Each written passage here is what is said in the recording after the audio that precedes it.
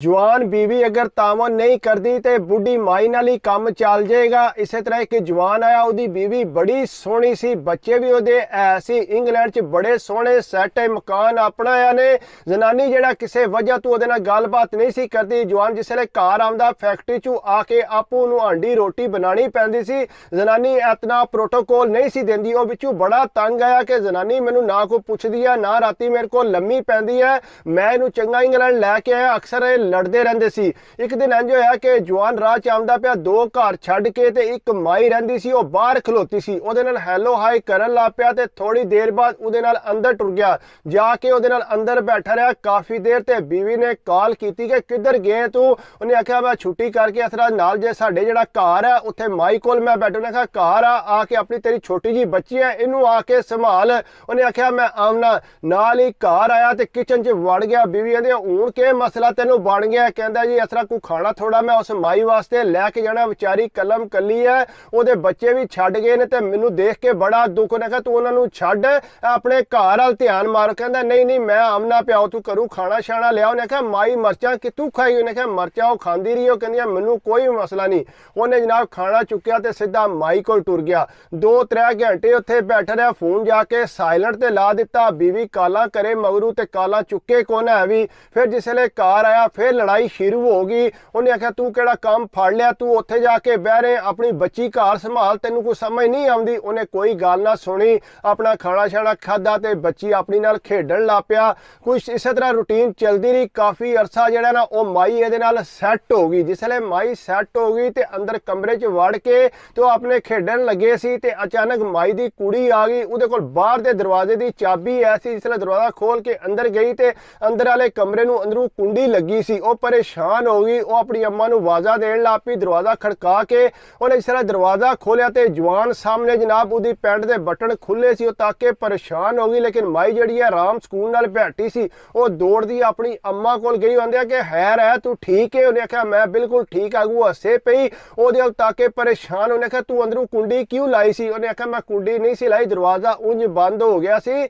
मैं ते आया सा इहदा हाल वाल पुछण, नाले मैनू खाना शाना देंदा रहना, तुसी ते आपू आमदे को नहीं। उन्हें आख्या नहीं लेकिन तू कुंडी लाई सी अंदरों। उन्हें आख्या मैं कुंडी नहीं सी लाई, तू अपनी अम्मा को पूछ ला। उन्हें इसलिए अम्मा को पूछा, अम्मा ने भी आख्या कि वाकई ने कुंडी शुंडी को नहीं लाई, कुंडी पता नहीं किस तरह लग गई, दरवाजा उंज फिरे सी। वो कुड़ी चुप कर गई, थोड़ी कन्फ्यूजन च पई कि इस तरह नहीं हो सकता। बहरहाल वो थोड़ी देर बैठी। जवान जड़ा अपनी पैंट के बटन शटन सही करके ते अपने घर आ गया। जिसले घर आया वो जनाब इस तरह रूटीन नाल जांदा रहा। ज़ाहिरी गल उन्हें कहा जनानी नहीं लिफ्ट करांदी ते ना कराए, और माई सही ओहदे नाल ही काम मैं प्या चलांगा। वो जनाब एक दिन फिर इंज होया कि कुड़ी अचानक फिर छापा आ मारिया। जिसले छापा मारिया ते जनाब दोए सोफे ते बैठे ते बड़े रोमांटिक मूड च बुढ़ी माई जिहड़ी है वो पूरी इंजॉय पे करे।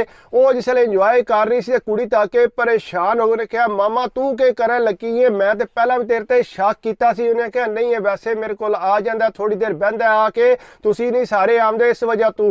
उन्होंने जनाब गुस्सा की। उन्हें कहा मैं पुलिस नूं कॉल करा, तू उठ के नसदा हो। वो जनाब उठ के उतों टुर गया। जिसले वो घर गया तो बड़ा रंग उड्डे आ, बीवी तक के परेशान हो गई। उन्हें कहा कि गल है तेरा रंग बड़ा अज उड्डे है। उन्हें कहा नहीं नहीं कोई गल नहीं, उन्होंने डर पै गया सी किधरे साडे घर ना वो आ जे। बहरहाल इस तरह करदिया वो दिन तो गुजर गया। दूसरे दिन वो वाकई जिहड़ा कुड़ी है इन्हां दे घर आ गई। आके इहदी बीवी नूं आखदी है कि तू अपने हसबैंड नूं समझांदी। उन्हें कहा की होया। उन्हें कहा मेरी मां कोल उत्थे जांदा है, जाके उत्थे बैठा रहिंदा है, मैनूं शक है कि गलत काम करदा है उत्थे। उन्हें आख्या किस तरह हो सकदा, करो खाना ਉਹਦੇ वास्ते लैके जांदा है और छड़ के ਉਹਨੂੰ घर लैके आंदा है, आके ਉਹਦੀ बड़ी खिदमत करदा है, बच्चे साडे ਉਹਦੇ ਨਾਲ खेडदे ने।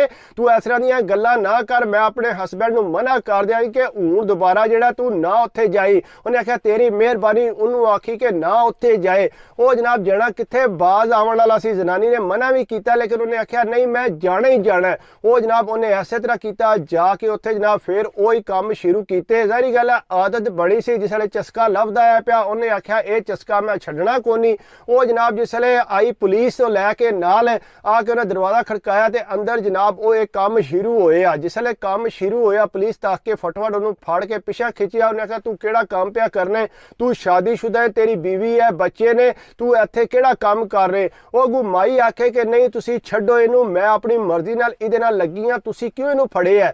उन्हें आख्या तू बेशक मर्जी नाल लगी है लेकिन यह अपनी बीवी नूं ते धोखा दे रहा ना। उन्हें जनाब नाल फड़िया, सीधा टुर गए ओहदे घर। ਜਾਂ ਕੋਈ ਜਨਾਨੀ ਨਾਲ ਗੱਲ ਕੀਤੀ ਕਿ ਇਸ ਤਰ੍ਹਾਂ ਜਿਹੜਾ ਤੇਰਾ ਹਸਬੈਂਡ ਹੈ ਉਹ ਉੱਥੇ ਇਹ ਕੰਮ ਪਿਆ ਕਰਦਾ ਸੀ ਤੇ ਪੁਲਿਸ ਨੇ ਉਤੋਂ ਫੜਿਆ। ਉਹ ਜਨਾਨੀ ਜਿਸ ਤੱਕਿਆ ਪਰੇਸ਼ਾਨ ਹੋ ਗਈ, ਆਪਣੇ ਸਿਰ ਦੇ ਵਾਲ ਪੱਟਣ ਲੱਗ ਪਈ ਪੁਲਿਸ ਦੇ ਸਾਹਮਣੇ ਕਿ ਕੰਮ ਹੋ ਗਿਆ। ਇਹ ਮੈਨੂੰ ਨਹੀਂ ਸੀ ਉਮੀਦ ਕਿ ਇਹ ਕੰਮ ਵੀ ਕਰ ਸਕਦਾ ਬੁੱਢੀ ਮਾਈ ਨਾਲ। ਪਰ ਅਫਸੋਸ ਤੇ ਉਹਨੂੰ ਜ਼ਾਰੀ ਗੱਲ ਹੋਣਾ ਸੀ।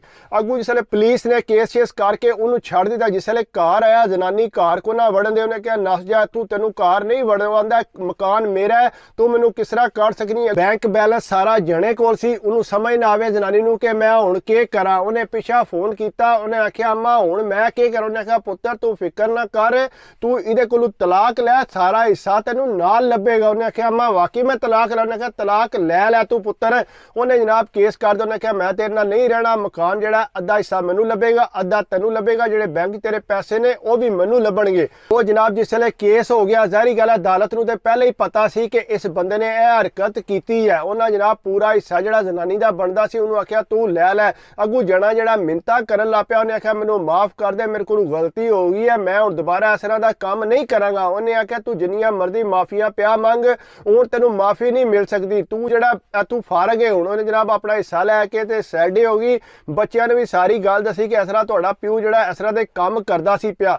ਉਹ ਜਨਾਬ ਹੁਣ ਇਸ ਟਾਈਮ ਉਹਦੀ ਜਿਹੜੀ ਹੈ ਤਕਰੀਬਨ 50-55 ਸਾਲ ਉਮਰ ਹੋ ਗਈ ਹੈ ਤੇ ਆਈਏ ਵੀ ਕੋਈ ਸ਼ਾਦੀ ਸ਼ੁਦੀ ਨਹੀਂ, ਕੱਲਮ ਕੱਲਾ ਰਹਿੰਦਾ ਪਿਆ। ਬੱਚੇ ਜਵਾਨ ਹੋ ਗਏ ਨੇ, ਹੁਣ ਉਹਨੂੰ ਮੂੰਹ ਨਹੀਂ ਲਾਉਂਦੇ ਹੈ ਵੀ ਉਹਨਾਂ ਨੂੰ ਪਤਾ ਹੈ ਕਿ ਸਾਡੇ ਪਿਓ ਨੇ ਇਤਨਾ ਗੰਦਾ ਕੰਮ ਕੀਤੇ ਹੈ। ਹੁਣ ਮਾਂ ਨੇ ਸਾਰਾ ਉਹਨਾਂ ਨੂੰ ਸਮਝਾਏ ਹੈ। ਹਾਲਾਂਕਿ ਉਹਨਾਂ ਨੇ ਕੋਸ਼ਿਸ਼ ਬੜੀ ਕੀਤੀ ਹੈ ਕਿ ਦੁਬਾਰਾ ਜਿਹੜਾ ਇਹਨਾਂ ਦਾ ਆਪੇ 'ਚ ਮਲਾਪ ਹੋ ਜੇ, ਲੇਕਿਨ ਉਹ ਜ਼ਨਾਨੀ ਮੰਨ ਕੇ ਰਾਜ਼ੀ ਨਹੀਂ। ਉਹਨੇ ਕਿਹਾ ਇਤਨਾ ਇਹਦਾ ਘਟੀਆ ਸੋਚ ਹੈ, ਇਤਨਾ ਇਹ ਸੋਚਦਾ ਕਿ ਕਿੱਥੇ ਜਾ ਕੇ ਮੂੰਹ ਮਾਰਿਆ ਸੂ, ਹੁਣ ਮੈਂ ਇਹਦੇ ਨਾਲ ਨਹੀਂ ਰਹਿ ਸਕਦੀ। ਬਹਰਹਾਲ ਉਹ ਜ਼ਨਾਨੀ ਨੇ ਉਹਨੂੰ ਛੱਡ ਦਿੱਤਾ। ਉਹ ਅੱਗੂ ਬੜਾ ਪਰੇਸ਼ਾਨ ਹੈ, ਇਸ ਟਾਈਮ ਵੀ ਕੱਲਮ ਕੱਲਾ ਰਹਿੰਦਾ ਪਿਆ। ਕਹਿੰਦਾ ਮੇਰਾ ਦਿਲ ਕਰਦਾ ਪਿਆ ਮੈਂ ਦੁਬਾਰਾ ਸ਼ਾਦੀ ਕਰ ਲਾਂ 55 ਸਾਲ ਦੀ ਉਮਰ 'ਚ, ਲੇਕਿਨ ਮੈਨੂੰ ਸਮਝ ਨਹੀਂ ਆ ਰਹੀ ਕਿ ਮੈਂ ਕਰਕੇ ਇੱਥੇ ਲਿਆ ਨਹੀਂ ਸਕਦਾ ਬੀਵੀ ਨੂੰ, ਮੈਂ ਪਾਕਿਸਤਾਨ ਜਾ ਨਹੀਂ ਸਕਦਾ ਅਤੇ ਗੌਰਮੈਂਟ ਕੋਲ ਲੈ ਕੇ ਮੈਂ ਖਾਣਾ ਪਿਆ। ਉਹ ਬੰਦੇ ਜਿਸ ਤਰ੍ਹਾਂ ਇਸ ਤਰ੍ਹਾਂ ਦੇ ਕੰਮ ਕਰਦੇ ਨੇ ਉਹਨਾਂ ਦੇ ਦਿਮਾਗ ਜਿਹੜੇ ਨੇ ਅੱਧੇ ਜਿਹੜੇ ਨੇ ਉਂਝ ਹੀ ਖਤਮ ਹੋ ਜਾਂਦੇ। ਜ਼ਾਹਰੀ ਗੱਲ ਹੈ ਉਹਨਾਂ ਸ਼ੈਤਾਨੀਆਂ ਜੇ ਕੀਤੀਆਂ ਹੁੰਦੀਆਂ ਨੇ, ਇਸ ਵਜ੍ਹਾ ਤੋਂ ਉਹਨਾਂ ਦੇ ਦਿਮਾਗ ਜਿਹੜੇ ਨੇ ਅੱਧੇ ਖਤਮ ਹੋ ਜਾਂਦੇ ਨੇ। ਬਾਕੀ ਅਗਰ ਇਹ ਮੇਰੀ ਵੀਡੀਓ ਤੁਹਾਨੂੰ ਅੱਛੀ ਲੱਗੇ ਤੇ ਕੋਸ਼ਿਸ਼ ਕਰ ਦਿਆ ਕਰੋ, ਥੋੜੀ ਜੀ ਲਾਈਕ ਕਰ ਦਿਆ ਕਰੋ, ਕਮੈਂਟਸ ਕਰ ਦਿਆ ਕਰੋ, ਸਬਸਕ੍ਰਾਈਬ ਕਰ ਦਿਓ ਤੇ ਦਿਲ ਖੁਸ਼ ਹੁੰਦਾ। ਬਾਕੀ ਦੁਆਵਾਂ 'ਚ ਯਾਦ ਰੱਖਿਆ ਕਰੋ, ਆਪਣੀ ਸਿਹਤ ਦਾ ਖਿਆਲ ਰੱਖਿਆ ਕਰੋ। ਅੱਲਾਹ ਹਾਫਿਜ਼।